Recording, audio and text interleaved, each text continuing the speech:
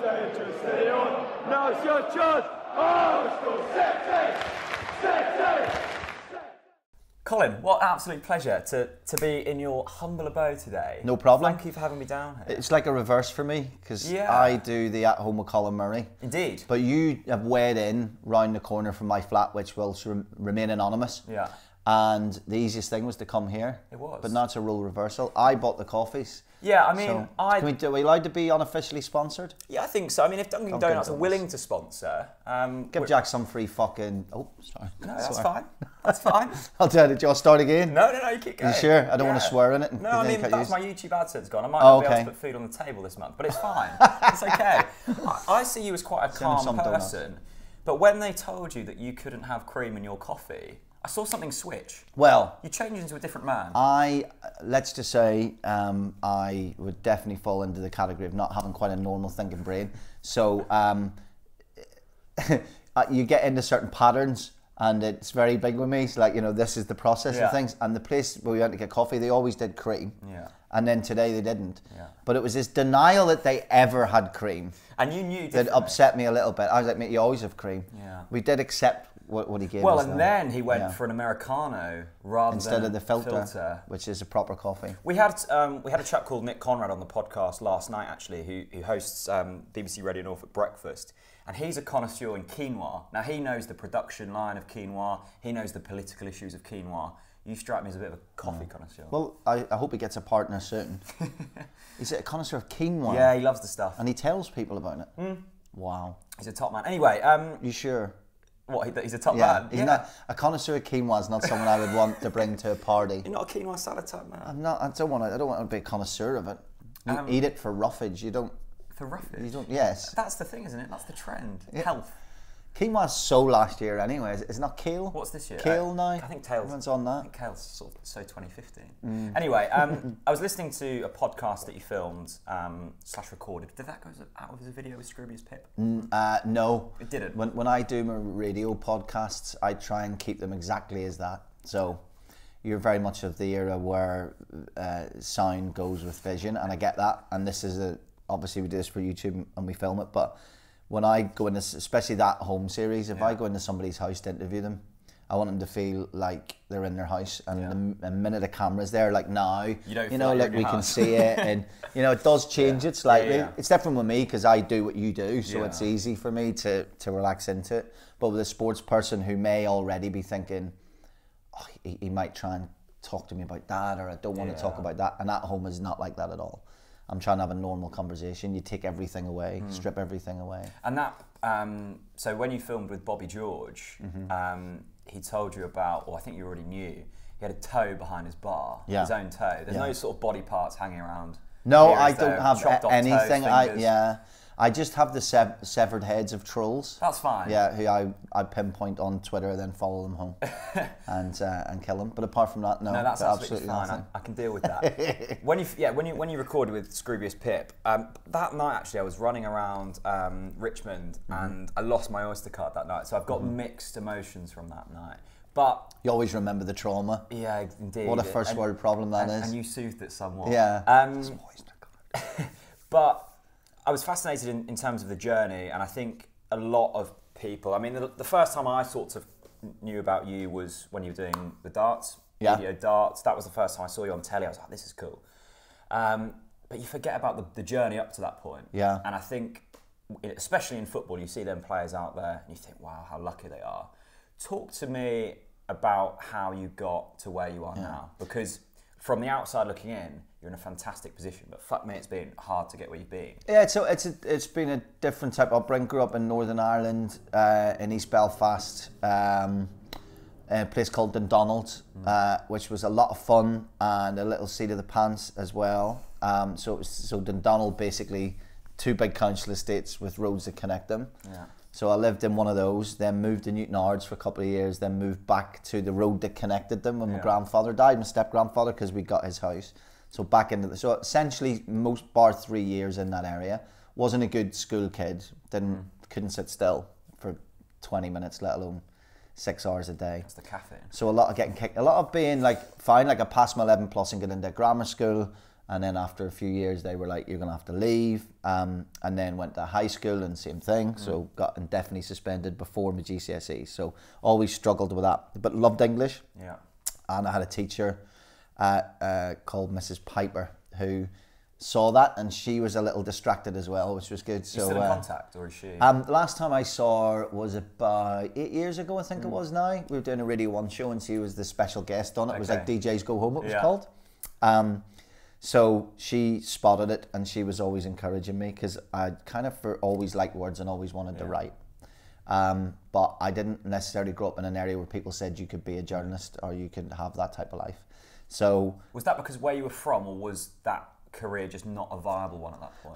I think there's probably still an issue with it today, which is, and I've talked about this before, it's very difficult if you've got a classroom of kids and you have to teach them all, and you've got someone who's asking too many questions and bouncing about and cracking jokes. There's a creativity to that and there's a quickness to that, but it holds everybody else back. So it's very difficult to, you would never turn around to someone and say, you should work in the media, you could be a TV presenter or a radio presenter, you're quick and you absorb information and you're curious about words. That's quite hard to do. So by the time I got to my GCSEs, there was always that thing about get a trade. We had the YTP scheme and £29.50 a week and 35 quid the second year. Yeah. And I was this close to going to gardening school, literally accepted into gardening school. And then a few days before, out of nowhere, the Ulster newspaper accepted me in the YTP scheme as a trainee journalist. And I'd applied to one hoping and the other one because I thought I'm never going to be able to do what I want to do.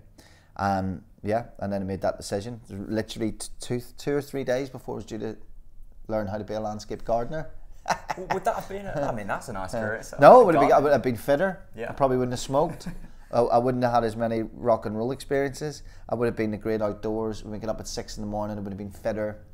I would have had more connection with the opposite sex because I would have looked better. Yeah. All those things would have been better. No, it's great. And Latin, I would like Latin. You see at school, and you need Latin to be a landscape gardener. So randomly, so that was it. And I went in the YTP scheme. I worked at McDonald's and did that. So it was just like one to the other. When you had that energy when you were 16. So skip forward. When did you come over to London? That was by accident. So it was all print journalism. Yeah. I'd started a music magazine with a guy called Paul McNamee, who he's now the editor of The Big Issue, and worked at the NME for a long time. So we started a music magazine out of frustration in Northern Ireland because there really wasn't one then. There'd been one before, but there was nothing really sort of thing. But little bit more. So we'd interview. Our first issue was very Northern Irish actually, but.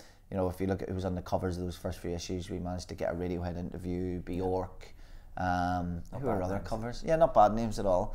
But we covered local bands. We'd cover it was a lot less Northern Irish, if that makes sense. It wasn't very local. We tried to just make a magazine with a bit of swagger. To create something for yourself because others weren't taking you on, or was that? No, that was just frustrated with like running clubs. Trying to bring bands over and there not really being a young person's magazine anymore. There was magazines where you would get like double page spreads of people in the local nightclub like this, and the nightclub would pay to have that double page spread, but there wasn't really just straightforward music editorial. And so we started that, and then so running some clubs, bringing some bands over. Used to do a lot of the Snow Patrol gigs when they were Jeepster, so I used to lose a lot of money booking them, so I loved them so much. And I booked them and then they would be like 60 people would turn up. Nightmare. We have some good stories from back in the day. And then Radio 1 started a regional show, so we used to have a thing called the Evening Session, and they, with Steve Lamack, and they decided that they would have a Thursday night, a show in Northern Ireland, a show in Scotland, a show in Wales. And they asked me to do it and I didn't want to do it, so I didn't go for the audition, and they found a girl and couldn't find a boy. And they asked me again and I was like, why did you not want to do it? I just didn't connect to me. Radio, TV, nothing. I just like writing, and that was it. I think that struck me since meeting you and seeing you on the telly and radio. If you don't want to do something, you won't do it. No, I was just like, not for me, done. But they couldn't find a guy, and they auditioned and couldn't, and eventually I agreed I would go down and do an audition. And me and my friend had just done 48 hours straight. It was a combination of the new Pro Evo coming out, and do you remember when Ronaldinho lobbed Seaman? Yeah. It was that day. Yeah. I think the game was like at 8 in the morning or whatever. And then, so I'm sitting there like this after 2 days, sitting up with my mate Scott, and the phone rings, you're late for your thing. I was like, oh, fuck. So I went, this is the BBC chasing you? This is them going, will you come down? Well, it's like, it's not a big town, you know. Belfast isn't the biggest place compared to, you know, anywhere like London, Glasgow, Manchester. Probably much more like Norwich, do you know what I mean? In terms of everyone knows everyone, and there's not that many people working in music. There's not that many people working in sport. Or it's, you know. So, yeah, and I went down. I can't remember a huge amount of it. Did an audition and got in. And then, so really by chance. Yeah. And then, yeah, I loved it. I loved it from the minute I did it.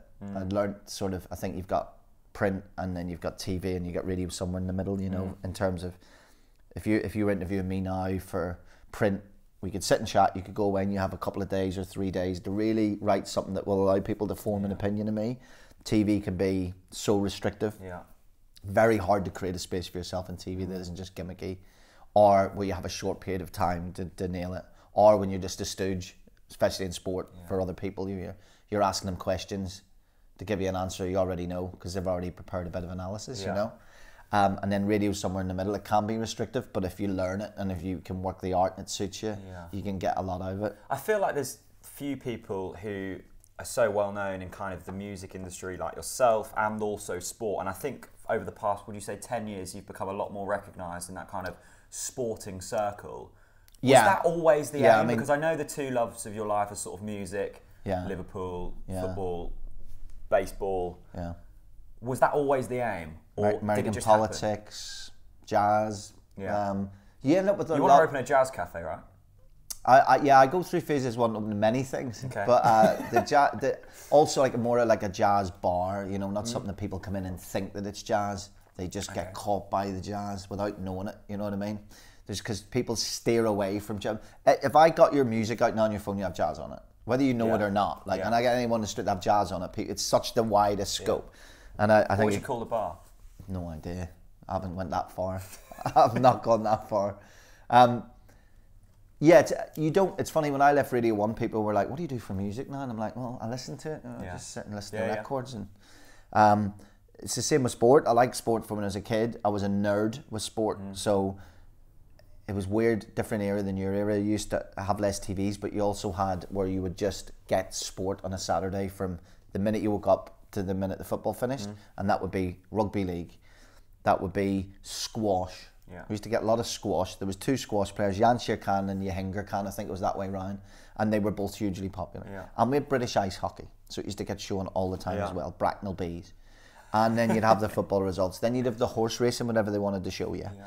You'd have a bit of football, you'd have the live game on a Sunday, you'd have the wrestling on a Saturday, that was our British wrestling, you'd have, and you would just watch all these sports that you did, the Six Nations, you'd have the golf when it came around. You didn't have, to my memory growing up, the Australian Open tennis, the French, you had mentions of it, but all that mattered was Wimbledon. It was such a different, it's funny now, I was just watching the Australian Open, I was talking to a friend, I was like, we never watched this growing up, like we never did, it wasn't on his TV's changed. Do you see the almost endless opportunity in being able to watch what you want, when you want, as a good thing, or is that almost a hindrance now because there's such an overload of information and stuff going on? Well, you can watch what you want when you want if you can afford it. I mean, nowadays to watch the full sort of rainbow of sport, if you get the old Sly Sports instead of Sky Sports, but I suppose I don't know. There's more of it on if you can afford it. Great. I think the Premier League sucks away a lot of life from everything else, which is a bit of a shame. I think probably people take less of a chance now on watching other sports. We probably have less of a full knowledge, but more of a knowledge of the mainstream sports than we ever had. I think people, like I said, people wouldn't have known when I was growing up. Like I didn't know about the Australian Open in tennis, so I think we probably have a wider knowledge from it. Yeah. But yeah, so with what was I saying there in the beginning? Was the so whatever you're working in, it's still journalism. Yeah. It's still what you love doing because you like being creative.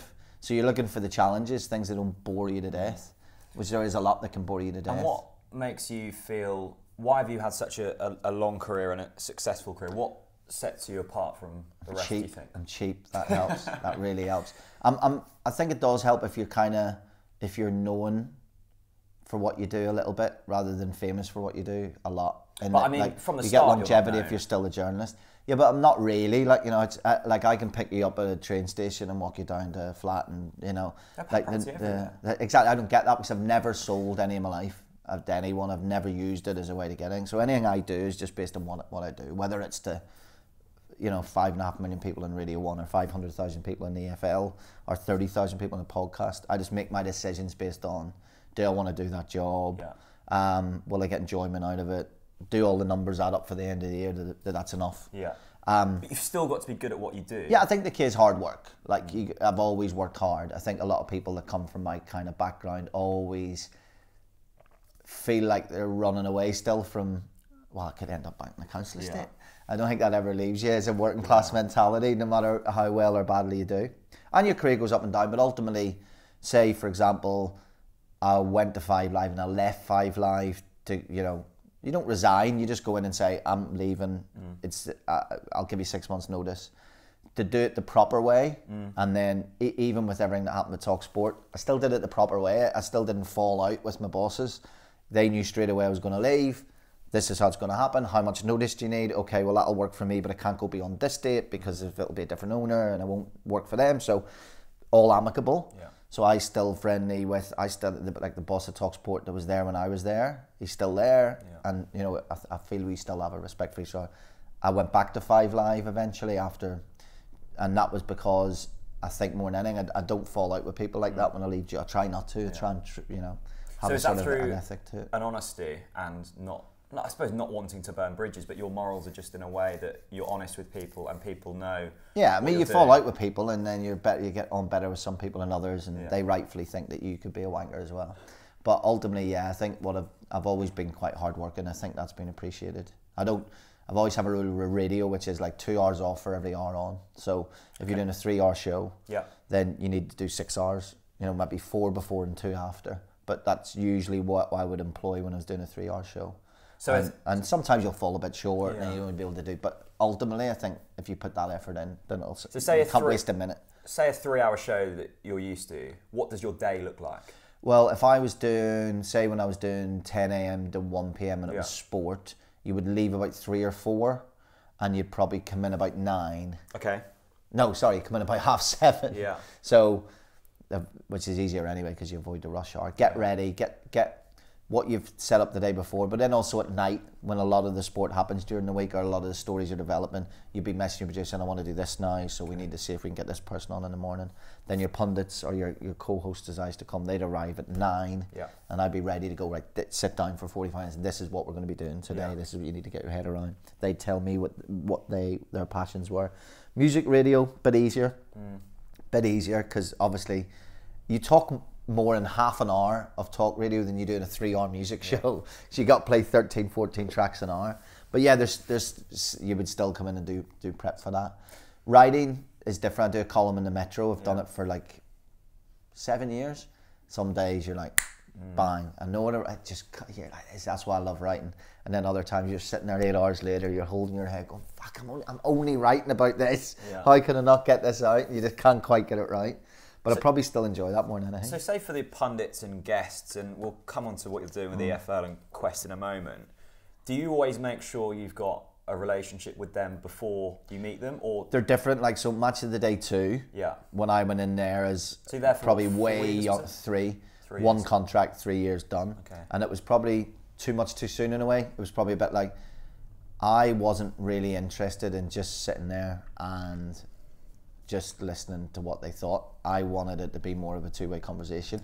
But they rightfully had worked in this environment where they sat, watched the game, said what they wanted, and they did that. I think what I did at Match of the Day 2 was probably a bit too much too soon, because I think now everything's like that. We do get a to and fro, and we do get pundits debating, and we it's very different now. I always use Fight and Talk on the radio as an example. There was nothing like it when I went onto that show. They already had 2 presenters, but when I joined Fight and Talk for the first time, other radio shows didn't sound like Fight and Talk. Now tune into 5 Live on a Friday night, bang, it sounds like Fight and Talk, because everyone's more open and relaxed. But Match of the Day 2 was like, I remember people would message me and say, why do you think that our left back was to blame for that goal? I'm like, I don't. Yeah. I asked the pundit, Yeah. right, about where was the mistake, and he said the left back. Yeah, but you asked it. I was like, I know, because he had already made a package. Do you know that stuff that you saw with the arrows on it? Do you think they made that after I asked the question in the 7 seconds? So the difference between that and the EFL is huge. So when Match of the Day has like multi-camera shoots. You sit and put an order together. The EFL has one 3 o'clock game with more than one camera at it, and one game at 5:30 that has more than one camera at it. They're the only games that give you multi-camera angles. So you're talking about teams at the top of the championship. Sheffield United's first goal. We didn't at the weekend. We didn't have an angle to tell you whether a player was offside. We don't think he was, but the cameraman is not Houdini. The pass was 60 yards. He went like that. We don't see it. I hope that's going to change, because that'll give us more of an ability to plan a running order. That's not really what we do now. You're talking about one camera going to most games. You're talking about up to 72 teams playing all at once, and you have me, the pundit, the producer, and 2 other staff. 2 other staff. 5 people put the whole show together. That's, well, yeah, you got Christian, who you can go to Christian. Like, what age is Steeperman? He'd be like 26. You know what I mean? So that thing, how many players between 26 and 29 join Norwich? And he'll be like, and I'll be like, I know the Steeperman, Zimmerman, what do you call the other guy? Be like Vrancic, he's 26 or he's 27, you know, so you do that. And then, you know, so that's what he would do, very much that. But you cannot watch every team all the time, and I think that's why I love doing it. And when it moved from Channel 5 to Quest, I was like, I want to go with it. Because I realised that we're on at 9 o'clock, so by that stage, the goals are already out there. The highlights are already out there. What do we give them that no one else does? And I'm like, well, why don't we talk to them rather than at them? Why don't we try and move beyond teams like Preston, teams like Norwich? And why don't we actually start getting into what the fans think and where they are? Now, that doesn't mean Arsenal TV. That doesn't mean people shouting. The opposite, actually. It means, what's the main body of fans thinking today? And sometimes that can be just looking how far they've travelled the last 3 weeks. Just spending a little bit of time to not say, Charlton haven't scored for 4 or 5 games. They need to score more goals. Go and have a look why. So that's what we would do. We say, so we sit in the meeting. We can't possibly watch every game. So there's 5 of you. So I know. So I would go, so Pete, the producer, would go, right, well, that's Charlton haven't scored in 4 games. So which, by the way, 72 teams and there's 5 of you. 5 of us at the actual coalface, And then you've got a guy called Greg, and he controls all the edit suites of the guys who are brilliant editing the stuff together. And they all work on it because they want to as well. You know, and you have a Millwall fan editing that and a Bury fan editing that. And they'll come running in and they'll go, right, you need to check out the Yeovil game. Darren Way has clapped the fans after losing 2-0. It's weird. Half of them are booing him, half of them are cheering him. We're like, great, thanks. And between us, we just kind of try and grab the key moments and not make a big mistake. And then everything else after that is accumulation, I believe anyway, of having a respect for the fans. And one of the big things that Quest have done, they're on at 9 o'clock. It doesn't move. Sometimes 9:30, but like, it used to be like, even at Channel 5, it used to be like, what time are we on at? And all of a sudden you'd have Dirty Dancing on before you. And you were like, oh, why was that? Oh, was that because it's not... Because I can remember when we were... Because for Quest, it's their biggest... One of their biggest 3 shows straight away, and has the potential to be by far their biggest. And we're getting there. We had our highest peak ever 2 weeks ago, which was about 612,000 at one moment we're watching it, which was great. So basically, the Channel 5 last year, we went up to about 800,000, which was the first time it was starting to go in the right direction in terms of peaks. And then obviously moving to Quest, which is 4 things down, not knowing. First week we went out, the HD didn't work. No, because I don't give a fuck. I'm sitting here talking to you for what I don't even know where you're putting this out. I don't care. You're a really good guy. You tweet really articulate things, and whether they were positive, but you do, whether they were positive or critical, it doesn't matter. You were someone who tweeted and said, "I can see that this show does." So if we have a chat and you want to do something, I'll do it.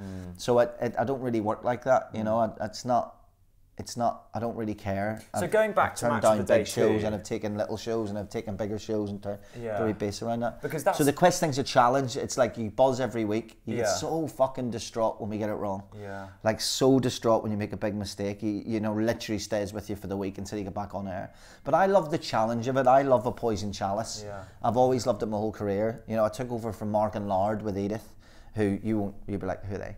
Yeah. They were like radio royalty, and they decided to leave Radio 1, and we went in and they went, good news, move you from the weekends into daytime. We were like, brilliant, who are we replacing? Mark and Lard. We were like, oh fuck, because we loved them. You know, they were like the connoisseur's choice. And then with the terrible circumstance of John Peel passing away a year after that, I took that over that slot, and that was like, again, everyone would be like, you cannot succeed in that. And to be fair, going to Talk Sport, I was not a headline type of, I'm still not a headline presenter. I like to look, I don't sensationalise anything, and I never did in there, and we got the highest ratings ever for that slot. I love the challenge. So why do you think you've always had the ability? Because I think I saw a quote that said every kind of gig you've taken, you've been able to... Every radio show, I've fucked up a lot of TV, but that's I'm not a TV presenter naturally. AFL has an element of radio to it. 5 people around the table, trying to work it all out, rushing on air, bit of makeup or whatever the hell they put on, and then get, you know, it's not a high budget thing. So I think I've got an element of that to it. I don't know, I think I work hard. I love connecting with people. I love trying to work people out. I love hearing different opinions. I love connecting with people I shouldn't connect with, I should connect with. I like the art of... it's not necessarily I like small talk. I don't. I think it's the opposite helps me. I like looking at an issue, taking it wherever it has to go. I love the preparation of it. I love what radio is. TV is something you put on to entertain or to inform. Radio is company. So I wouldn't really necessarily be great, I don't think, on a breakfast show or a drive show, because that is about recycling the news. But people are lonely, and I mean that you can be happy and lonely at the same time. Like when you leave here, I'll be on my own for a while, till I see somebody later. And everyone has that, and people, their kids go to school, and the radio's on, maybe someone's doing a bit of housework, or they go to the office after dropping their kids off, and that radio becomes a company, and I love trying to mould a club out of it, where people are proud to listen to it. So I've been lucky to have afternoon and morning shows. I think that's what I connect to, and the world of podcasting's made it, like I'm doing Blood in the Tracks at the moment, which is my pet project, and I wrote that on a back of a napkin the day after I resigned from TalkSport. I met my friend Simon, who's a really good friend, to talk about various things, and I said, you know what, I want to do another music show. It could just be as easy as this. It was originally called, what was it originally called? I think it was originally called something like Who Let Ringo Sing, or something like that, but anyway, it became Blood in the Tracks. It's that the podcast word's brilliant, because now people are choosing when they want to listen to it, but it's a very solitary experience. It's headphones, just you most of the time. Sometimes in the car, but it's still a very solitary experience. I love that. You're just trying to bring that person. You know, in radio, there's one extra seat there, and that's the listener, and they have to feel like they're sitting around that table. They may not be able to talk, but they have to feel like they can laugh with you for it to work. I think anyway. So I think I naturally fit into that. It kind of works for me, you know. It kind of suits me. I like that. I like that connection, that honest connection. So I think I probably got my longevity out of kind of the hard work side of it. I think the people I've spoke to, before I was sort of saying that I was meeting up with you today, and a lot of people saying we never used to watch Norwich on highlights shows because you get your 15-second comment, well, Norwich haven't been scoring goals. What you've alluded to there, the reason they're watching this year and previous years is because what you're saying and what your guest is saying is usually well informed. You were saying there that you're sort of a people's person. You feel like you can suss people out. So when you've had like Dean on, Holloway, Warnock, Liam Rosenia, how do you go about making sure that they feel comfortable and they get the idea of the show and they know how to inform people as well as you are? Because that's your trade, that's what you do. I think what's good with the EFL, and that's going back to last year with Mickey Gray, working with him and Clinton Morrison, being able to talk to those pundits, Chris Iwellamo, they wouldn't mind if I said, I don't think that's right, or fair. So the game happens and they're like, I think the problem is this. And I would say, do you know what? Last week it wasn't a problem. Why is it a problem this week? Can you justify that? And then they go, yeah, I can. Let me explain it to you. And I go, oh, brilliant, I've learned something. Or they would go, you know, that's a good point, Col. Let's look at something else. Yeah. I think that's what's really good about it. Is that because you're coming at it from a fan's point of view, and they've been on that pitch? Or just, I just think they can tell you things that you can't tell them in terms of mentality, etc., etc. But sometimes there's a journalistic side to it where you might turn around and say, well, hold on a second. This kid's leg was broke until 3 months ago. Yeah. What's it like when you break your leg having to win that first challenge? I mean, I remember when Aaron Ramsey came back and didn't make a challenge for it. It's that first time you got to go in after broke. And the pundit will go, oh, right, brilliant, yes. Well, that explains that, you know. So we have a really good two-way street. Yeah. So in bringing the people in on the AFL and Quest, we did quite a lot of screen tests and stuff. And I'm so glad, like, Michael Brown's come in recently because I really like him. Yeah. Ollie's just on his own. Like, he was wearing Christmas jumpers in November in the thing. So I have that relationship and I'm like, Ollie, what the fuck are you doing? You know, we have that relationship, which is really good. Take the piss a lot. But with all of them, I feel like I can turn around and say, can you explain that to me? Can I need to understand what you mean. And then I might say on Saturday, for example, I can't remember what it was, I made a point about a game. And Dana was like, you know what, you're absolutely bang on with that. I'm going to do that instead. Okay. And that's great. No one's competing for over. And the thing is, we're on after the goals went out elsewhere. We're on after the highlights went elsewhere. We're on after everyone's ripped it off and put it in their Twitter. So we don't have touchscreen, right? Yeah. We don't have the ability to even when the pundit knows what he wants to say and can articulate it, we don't have the staff to put the pictures together and put arrows on it and lines and make it all look great. We don't have the pictures unless there's been more than one camera. Yeah.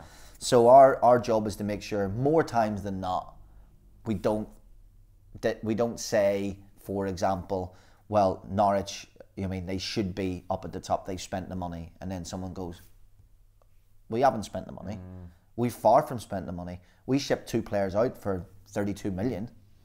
And our best signing this season is a free transfer and 1.5 million for the guy who I always can't pronounce his name. You're going to say Buendia? Yeah. There you go. You learned something. Yeah, but at least I know he's 1.5 million. So it's just making sure you put that work in, and it doesn't mean you know everything about every club. You don't, and especially you get into League 1, League 2, which we don't get to see hardly any of it until the highlights are put together. Well, I saw you tweeted last week that you wished that they had more time for League 1 and League 2. I loved. Yeah, I mean, I'm pushing hard for it. Yeah. Whether it happens or not, I would rather do less social and just get 2 hours on air. It actually makes it easier. It's a weird thing. People who watch it and go, well, you only talked for a minute and a half about Norwich. It's like, it's actually more difficult. It's easier to talk for 5 minutes about Norwich. Yeah. Because you have time to break it down, state the obvious. But with the EFL show, my whole thing is the more football we can put out, the better. So we do 2-minute chats max, and it just goes like bang. We changed it recently where somebody tweeted, funny enough, on Sunday, it was a Norwich fan, and he was like, well, why did they interview Chris Wilder? Why was he the interview today? They chose Chris Wilder. No. There's one game that we don't choose that has 4 cameras at it, and that's the only one every week where we can interview the winning manager. So whoever somebody else at another station picks, we will interview the winning manager of that game if they're up for doing it, which about 3/4 of them are. Yeah. The other quarter are like, nah, can't be bothered. So we're not making a lot of the decisions. Also, like, who cares about the running order? It's 9 o'clock. Yeah. Who's going to bed at 9 o'clock on a Saturday? Some people are like, why are we on third? It's like, why have you got to fucking go to bed like at 9:30? Do you know what I mean? Let's talk about the Championship, because I'm conscious that we're now 35 minutes in. This has flown by, and we haven't yet spoke about football, really. And that's the interesting bit. This is what I like. Yeah. My life is pretty dull. So the Championship. I'll just show you my collection of Blue Jays baseball caps, if that in any way interests you. Do you want to get them? You've got a lovely globe over here. Oh, that's my bar globe, right? There's certain things when you grow up that you think are really posh, right? Yeah. Fridges that ice come out of. This is awful video, by the way. No, and you're not seeing it. It's my fucking ice. Fridges that ice come out of, to me, that's always been posh. Okay. I don't have one in this flat. I had one in my house, don't have one in this flat. You haven't made it yet, then? So I've made it. A swimming pool, right? Yeah. And a bar globe, you know, you see them in, like, you wouldn't know any of these references, but, you know, Clouseau, early James Bond. So I've got it. I've got my Ron Jeremy rum, got my Pogues whiskey, and loads of alcohol, which doesn't say a huge amount of it. Anyway, we were speaking about football, I think. Yes, Championship. Norwich, what have you made of? Because I think about 4 weeks ago, I'm not quoting you here, I'm trying to remember what you said. You said you'd love to see a Leeds or a Sheffield United go up. I want to see a proper, huge Yorkshire club in the same way as I want at some stage see Bristol City in the Premier League. It's an entire area, the 7th biggest city in England, that doesn't have any representation in there. You take out Manchester, you take out Liverpool, and you take out London, there's not a huge amount left. No. So I want to see that representation, the length and breadth. And that includes then going out to East Anglia as well. But where Norwich have more often than not in the last 5-6 years represented. Indeed. And I think even with Norwich fans, we've seen this meteoric rise in the past season, and we've constantly all season been like, we've been, you know, in the top 6 the majority. We've always been like, we're going to fall off a cliff in a minute. We're going to fall off a cliff. You wouldn't be a fan if you didn't think that. Indeed. But even with you guys and with us, the last couple of weeks, that result against Leeds at the weekend, it feels like, okay, we're real challengers now. And we said it 4 or 5 weeks ago. I said, this is where we will find out if Norwich are the real deal this year. Because not only have they got 3 of the top 4 to play, besides yourselves, you've got a Birmingham City side who at the time of you playing them, I think we're on the longest unbeaten run. Yeah. Bristol City might have something to say about that, but I think their winning run began a couple of weeks later. But absolutely one of the best form teams in the division. It's like, can you come through this 5-game period with those 4 teams in there? Who was your other game against in those 5? I want to say Preston North End. No, we've got Preston coming up. You do, actually. Who did you draw with in the last 5 games that isn't West Brom, Sheffield United? Testing me here. If he doesn't get this, he's not a fan. So it was Leeds. Not a fan. You drew with West Brom. You beat Birmingham. You drew with Sheffield United. You beat Leeds, and you drew with North Team Brentford. Brentford. That was like before Christmas. Yeah, I know, but that's 5 games. How do you know this? Because it's my job and I'm a little bit weird. And that little period of games for me was, if you come through that unbeaten and you're still in thereabouts, and you hold your own, you play well, not even just the results, but you play well in those games, then you've got to be considered seriously in the hunt to win the division. Now, why do I say that? Because you'd entertain so much, but look how many late goals. Yeah. Look how many points from losing possessions, and you're like, that can't sustain for the whole season. So what are you? Are you a team that are going to entertain us and pull off miracles? Or are you going to hold your own against the other best teams on form in the division? You've done that. You've scored early. I don't care. If Sheffield United are one hell of a team under Chris Wilder. I think the best team in the division from what I've seen. It's interesting not to go off. I want to stick to Norwich, but I think we've got into a place now where we think an intelligent, forward-thinking manager comes in a slick suit and a nice haircut with an Italian name or a German name. Are you saying Chris Wilder doesn't have nice suits? Chris Wilder, right? Forget the fact he looks like an old-school manager, doesn't he? He's not. He changes things up all the time during the game. They play out from the back when they should play out from the back. They don't when they shouldn't.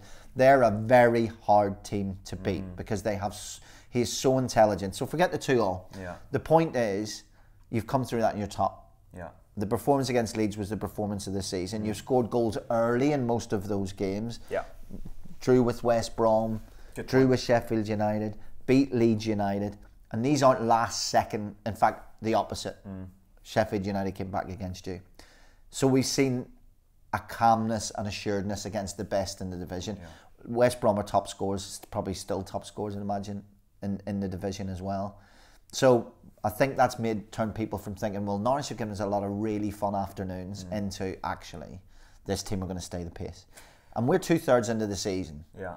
So we're only talking 5-6 more games before you go, you have stayed the pace. Whether you finish 1st, 2nd, 3rd or 4th. We're getting that stage of the season now. It's no longer, we're not looking at who's going to stay the pace. We're looking at the run in. So we're not far away from that now. When you go top, that we are now, the dynamic almost shifts, doesn't it? Because you're the hunted rather than the hunting. It does, but I think it depends on the club. Okay. So Leeds United fans in general, who I talk to on Twitter, they genuinely worried that they're going to get stiffed. Because it's happened so many times. And they've had bad ownership. They've had a lot of things go wrong at Leeds that wasn't the Leeds fans' fault. And I think there's a saying is believing with them. It's like, please let this be this year. Norwich are so stable. They have a huge amount of people who will go and see them in the Premier League or the Championship or League One. Yeah. Those season ticket holders, which is, you'll tell me the exact number, but I'm guessing it's 20 something in it. Yeah. So you've been up and you've been down, and you've been up and you've been down. Not in a yo-yo way, in a sustainable way. Yeah. So I don't think there's a feeling of, if we don't go up, it's the end of the world. So I think that helps you. It also helps that 3 of your last 4 managers have been there 2 seasons. Yeah. So So within that squad, there's a feeling of, look, we need to buy into this guy's way. Yeah. This is his second season, and we know he's going to stay. We know he's getting the back, and that helps. I don't know whether with Norwich there is that euphoria, that panic, that franticness, because the club itself is like, no matter what happens, the band's going to be marching outside Carrow Road, you're going to turn up, you're going to have 26,000 people with season tickets, and this is how you're going to cut your cloth, whether you go up or down. And a fan, there was a Leeds fan, funny enough, what happens sometimes is fans of teams will have fights on Twitter that start with a tweet that Quest had put out and copied me into, and I see these reams and I'm like, oh, mute. But there was a Leeds United fan saying to a Norwich fan, yeah, good luck to you, you'll probably go up and go straight back down again, losers. And I'm like, is that really that bad a life? Knowing that the club's financially stable, right? Having seasons where you win more than you lose, and then having seasons where you go to the biggest and best stadiums and see the most world-class players play, and then maybe you get relegated, and then maybe you have a great season and go back up after a couple of seasons. Why is that not a good life?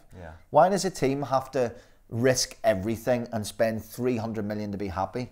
That's not where football lives. I think that's why I love doing the EFL so much, because that's not where football lives. Yeah, you say that, and you're a Liverpool fan, so I think you get it at the moment, and I've spoken to a lot of people about this, and I think that's why Ipswich fans are loving Paul Lambert so much, is because he's creating a culture around the club, and Daniel Farke's done that at Norwich, and I think Jurgen Klopp's done that at Liverpool, in terms of you go to Anfield or Carrow Road or Portman Road, and even if you don't play well in that 90 minutes, you know you're going to have a good time, because there's something more than just the football. And I feel like that constant chase and the churn of the Premier League has kicked that out of teams. Do you think that's happening at Norwich and Liverpool as well? Because you know that better than anyone. Well, the enjoyment of match I days think for you. with Norwich is a strange one. I read this morning 3 previews of this season. Okay. None of them mentioned Norwich. No. You were coming off the back of... It's because we finished 14th last season. But it was a symmetrical season. So you look actually back at it and you go, why weren't more people looking at Norwich? Same amount of wins, bar one game. It was almost the same amount of wins, draws, defeats. So what was the difference between 14th and 8th or 7th that season? I'm guessing this season, turning 3 defeats into 3 wins, and you had way too many draws. Turning 3 draws into 3 wins. It wasn't that big of a jump. The problem was that it just didn't, you take Madison out of that team, which you did. The thought was, how in the world are all these players going to click? Well, you had the players that you signed at the start of the last season got better, and the players you brought in got better, and the youth got a little bit, and it all just came together. And it's really interesting to look at the profile of the Norwich players. There's a lot put onto the youth, and listen, Jamal Lewis made the choice that every young player should make, which is playing for Northern Ireland. Max Aarons is the one gets a lot more of the headlines. The player I can't pronounce, he's 22, isn't he? Buendia. Right, Buendia. There you go. It wasn't violent. Came to the City from sunny Spain. He did. 5'7" football heaven. Was he He was Real Madrid youth, right? Yeah. And then he came through. Max Aarons was Luton that you then brought into yourselves, and Jamal was as well. So, but eventually, you got your Luton colours on. Yeah. What? You got your Luton colours on. Jeez, I don't know where I call that. Blackpool, maybe. But actually, there's a whole load of players that kind of fit Daniel Farke's mode, actually, which is Farke. You got Stieperman, and you got Zimmerman, and you got Vrasic, and obviously Timo Pukki. Here's players who a lot more was expected of them when they were in their teens. Yes. Who didn't quite reach where it was yet. Between Farke and Weber, they brought them in. Now that wasn't because, well, they're underachieving and we can get them in the cheap. They were obviously looking for characteristics, and they'd spotted characteristics. Of course, your manager knows about it because that's where he's from, where you were picking up players. But Weber knew about that as well, because it's what he did at Huddersfield. That market he knew well. And I think they look for humility and hard work. And I think they look for characteristics rather than necessary. Okay, we know somewhere he had the ability to be a top player, but what are the characteristics? How do they fit with Daniel Farke, whose career wasn't much different? He when he came to Norwich, people were like, who? So it was almost like players in the mirror image of him. That's actually been the key for me. Pukki, I think, got judged on his time at Celtic rather than his time at Brombury. He was scoring more than 1 and 3. It's a really good spot. But I think your guy spotted him like 5 years ago and kept his eye on him the whole time and brought him in. So I think it's interesting. It's 2 things. It's youth. But it's all, and really good signings, bringing Krul in. Although you took a while really to warm to him. You all What did. do you make of Krul? Well, anyone that looks like a 70s porn star is good in my book. You know what I mean?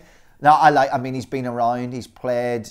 He has enough experience. Yeah. He's a great shot stopper.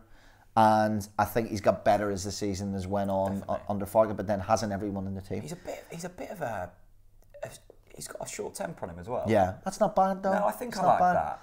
I think it's interesting the way if you people look at United as the example of like, well, whose fault was it, Mourinho or was it the press? It was Mourinho's. And you've 26-year-olds in that team, and a lot of 26, 27-year-olds who've been brought in, 29-year-olds, they're all mid to late 20s, those players that have really clicked.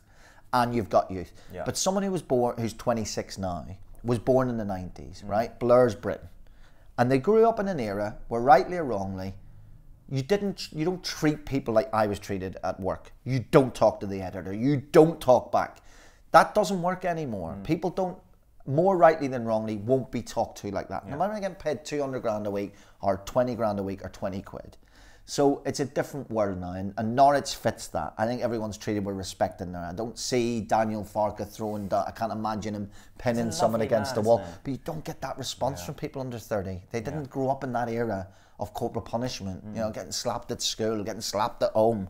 It's a different world, and if you don't change to that working environment, whether it's football or anything else, you ain't going to survive, I don't think. So there's loads of things at Norwich, but no one was talking about them at the start of the season. They weren't. Nobody was. I think maybe that was because a lot of people were talking about us last summer, so Farke's first season, and then we almost underachieved, and I was getting frustrated because we were promised this lovely style of German football, and we had Champions League finalists who were playing for us, and it just wasn't happening. So it almost shows, doesn't it, that if you just give someone patience and you set a culture and you believe in that, it will work, and that's not happening in football, is it? And, no. And I think Norwich should be praised for that. I think that's exactly comes back to your immediate point, which is what's going to happen in this run-in. You will win games and you will lose games, you will draw games, and you might not win the championship, and you might not get automatically promoted. But I think you probably have such stability. I mentioned this way earlier on in the season. I remember a few people tweeting me about it. It's like, when I go to watch Norwich, over the years when I've been to watch Norwich, 6 or 7 times, the thing that's never changed is the club feels really stable. Although you did get rid of your nets, your yellow nets. Yeah, that's disgraceful, by the way. Why are they white? Yeah. The only place that had them. When I was growing up, it was like, oh my God, Norwich have... We loved that. It was like, anyway. But you feel there's a stability there. You feel that whether you win or lose, whether you go up or you stay where you are, that you come back next season and that you sell the same season tickets and people support the club for life. Is that because where we are and there's nothing else to do? Well, it changes wherever you are. Yeah. You know what I mean? Obviously, there's that other team that are better, Ipswich. It could be, no. But so there's always that. There's always that feeling of like there's a stability. And I think that helps going in. Like if you don't go up, I don't think fans will be turning their hair out and saying, we fight, get rid of the manager. Like if you finish 4th this season and get knocked out in the playoff semi-finals, would you judge that as a successful season? Yeah, because I've enjoyed it. Right, but you'd also be like, we've got the right... Yeah. Now we can go and we can spend another well-placed 8, 9, 10 million. You'd probably be more annoyed if in the summer you open your phone and it goes, Max Aarons moves to, Jamal Lewis moves to. Which will happen if you don't go up. Buendia moves to, right? Well, it depends. It depends, I suppose. I think with Jamal Lewis, I could see him staying exactly where he is no matter what. Max Aarons is probably the one. Yeah. But again, getting ahead of ourselves. What I'd be aware of now is the easier run, right? Okay. So you look at your next 5 games, 2 ex-managers. Yeah. So you know it sounds stupid to say, but it is true. No, one of them's a derby as well, with an ex-manager, and then you move straight on to Alex Neil at Preston North End. You've got Bristol City, who are on the best run of anyone in the championship right now. So I don't know how many unbeaten as we sat and chat here. You throw Bolton in there, be fighting for their lives, although you'd be big favourites going into that game. Best goalkeeper in the championship there as well. So there's no, I know it's the worst cliche ever, but last year we sat on air in November going, well, Wolves are up. You've been set for any team at the moment. I'm not trying, it's not scare tactics or anything, I'm just saying, you will before the end of the season go on a run where you draw that game and you lose that game and you maybe win that game and then you draw a game. And look at the run Leeds are on as we sit here now in whatever it is, 2nd, 3rd of February. The difference between you and Middlesbrough right now, Yeah. 3 goals. Really? 3 goals, 3 draws. Middlesbrough had won those 3. So if they had 3 late goals, like you've done a lot this season, so if a Son Belonga had come on, or Hugo had come on and went biff, there you go, 89th minute winner 2 or 3 times. They did the same points as you. I don't rule them out where they sit at the moment. So I can totally see last day of the season, 3 o'clock, 2 games beside each other to decide who finishes second. And you might be already all right, or you might be one of those 2 teams. Yeah, honestly, West Brom, lost players who they had on loan. That worries me about. Up until then, They made a good few signings. and they made good signings. Yeah. So let's see how that works. Middlesbrough have been absolute championship all season for me. Like exactly like if you go what you would say a stereotypical championship side are, they're right in there. Yeah. But you've got teams still. Bristol City have just got into the top 6. QPR, Villa. If I had to pick right now, I genuinely couldn't. I think you're probably like Sheffield United start of season. The owners were fighting the bid out, still are. Yeah. Right. There was no money given to bring players in. What he's done is unbelievable. Chris Wilder. He's done it before as well. Bielsa end of season. His history of his teams tailing off at the end of the season. That's not to say it's going to happen here. Because when the injuries earlier on the season, is it happening kids already, come though? in and did well. I don't know. I think every team. 1 in 6, I think it is. Yeah, but every team's going to go through that. I could take Norwich right now and say 2 wins in 5. That doesn't tell the story. It really doesn't tell the story. But as I say, last time out in the pitch, I think people went from going, we really admire the way this team play. And you make a really good point. You said what you expected when Farke came into the club. People have realised that every German manager that comes in isn't Jurgen Klopp, and he's not. You don't play heavy metal football. You play really balanced football at home. Really balanced, controlled, one touch. At times, semi-conservative football when you have to. It's a possession game. Away from home, it changes. And you start looking like a lot more like you keep all the articulate, the one touch, but Leeds way had more possession. But it was like when you got it, it was so calm and calculated and brutal in his tactics. You don't play heavy metal football. You're more like a nice violin concerto the way you play. So he's not Klopp. Not every manager's bloody Klopp. Not every manager's Wagner. It's like some manager you can be different. So I like what he's done. I think, as I say, you take the kids coming through seem to get a lot of the press, but actually it's those. We used to have a show called The Raggy Dolls. You won't remember it. It was a cartoon show about dolls where maybe they had 2 left feet. Okay. Do you know what I mean? Or their fingers weren't right, and they would get thrown off the, and then they formed a little club out the back. Yeah. They escaped the bin. You kind of picked up these raggy dolls. So that player was it Borussia Dortmund, but ended up playing in the 2nd division in Germany. Do you know what? We see what he can be. All coming in at 26, 27-year-old. There's players that you have right now that you might be sitting here and going, do you know what? I'm worried he's going to end up somewhere else. Who like a year ago nobody was looking at. And that's the genius of the transfer policy. So yeah, it's exciting, but still, I have no idea who's going to finish top 2. I have no idea who's going to get up. That's why we love it. I hope whoever finishes 3rd gets up through the playoffs. Yes.